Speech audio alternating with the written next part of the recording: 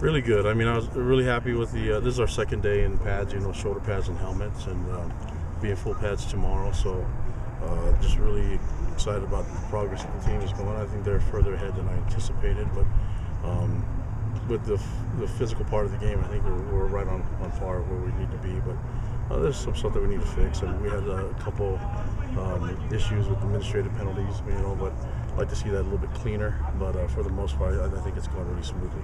In the little time that we saw practice today, the offense looked pretty sharp, especially behind Tanner. What did you see from your perspective? Yeah, same thing. I mean, I think it's really difficult when it was a 2-minute situation, and I think Sitake got a sack, but he's really hard to stop. The defense is tough when they know it's a pass and they know it's a passing type of situation, and we need to put Tanner in the offense in those type of scenarios and those type of situations, and I thought they did pretty well. I mean, Tanner looked like a veteran when he marched us down and scored a touchdown, and we just need more work with the backup quarterbacks. But I think he's exactly what we thought he'd be, and he's demanding a lot from the receivers, and he's doing a great job with the offense. Are you pretty comfortable that Bo, Coy, and the other quarterbacks will be where you need them to be here in a couple weeks? Yeah, I mean, I feel really good about their them learning the offense. I think Coy and Bo know a little bit more because they've been here longer, but I know there's a lot of talent there. Just a matter of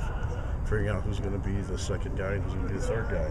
And so we got some more practices and opportunities to compete. And I think it's hard to know who's going to be ahead when you're not in the game type situation. So we'll be in full pads tomorrow, and we'll have some opportunities to scrimmage later on in the week. And so I think we'll be able to see who's going to be the guy that's going to step ahead. And we have plenty of time to decide who's going to be the backup quarterback. And it's a matter of just getting the other positions right and rotating them and making sure that we have the right position battles there. So if our biggest worries right now are finding a backup quarterback, then I feel good about that. What are your thoughts on the battle at right tackle right now between Kiefer and Austin Williams?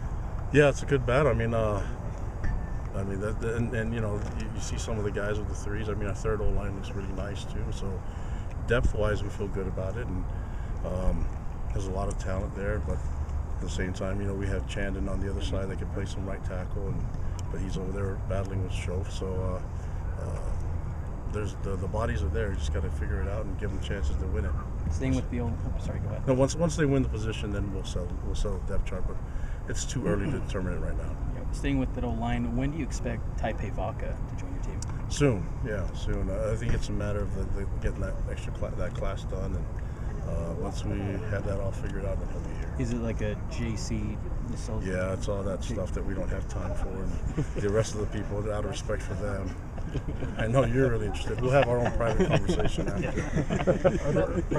Battle at safety, what's been going on over there? Yeah, the same thing. There's a lot of guys there. It's similar to the running back position. I think other than Micah Hanneman, the rest of them are just kind of battling out, and Micah's got to battle out because guys like Tanner Jacobson, Austin Lee, you got Zane Anderson and Sawyer Powell. Those guys are really stepping up, and then Chaz Ayu. So there's a lot of guys that are given opportunities, and like I said, there's plenty of time. There's plenty of football to be played. So I think right now we'll just keep rotating them and give them. I mean, if you watch, you see that they all have different opportunities to work with different guys. And obviously, they'd be more comfortable working with a guy like Micah because he's been a starter and has a lot of experience. So we try to rotate a little bit around and get them used to working with others.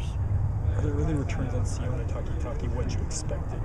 Yeah, money. I mean, he is a great pass rusher, and he's physical and he's strong, and so he worked hard in the offseason, and it's showing in the way that he's handling stuff with the pads. Once we went with shoulder pads and helmets on Saturday and today, and he's further ahead with the run game stuff than I thought, but he's a deadly pass rusher, and if we can make all the other parts of his game deadly, he'll be really, really good. How do you reacquaint a guy like him, and who's taking some time off and he had to take that time off, and he has to be motivated himself, and he's been motivated to get back in? What do you do as a coach then on your part to be able to get him back acclimated to where he needs to be? Oh, me personally, I mean, I have a good relationship with him as a mentor, and as a friend, and as a head coach. But I think that his position coaches and the players are doing a great job of bringing him along. So for me to take any credit for it. The kid's a good young man that has fallen on some hard times and has climbed his way back, and he's proven that he's in a better spot now than he was before. And once we get the season started, I think we kind of forget about the other stuff, But he's got great teammates and great leaders on his team that keep him, with us and keep him as a part of the family. And I think he's good to stay for now. Kids are going to make mistakes. I mean, it's part of being in college that it'll happen. A lot of times discipline does come down to a head coach and kind of how you decide to handle it. What's kind of that element is the head coaching job like? I mean, it just can be a challenge. Well, I mean, I think everybody knows that it's difficult to be here.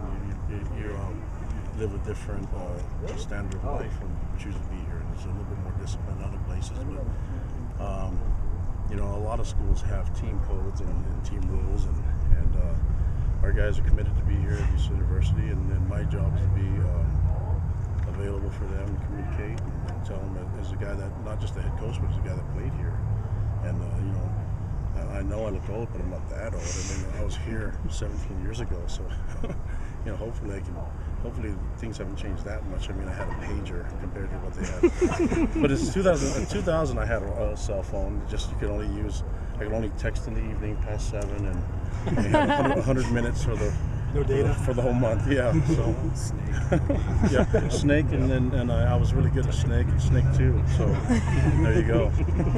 Last season, Ed rotated a lot of kickers. Are you pretty set on Rhett for field goal duties this year? Yeah, Rhett's doing a great job, and Johnny's doing a great job at punting. So unless someone can unseat them, they're going to be there. I think Mickelson and Edwards are doing a great job as kickoff guys for us, but they've also given us a little bit more to look at.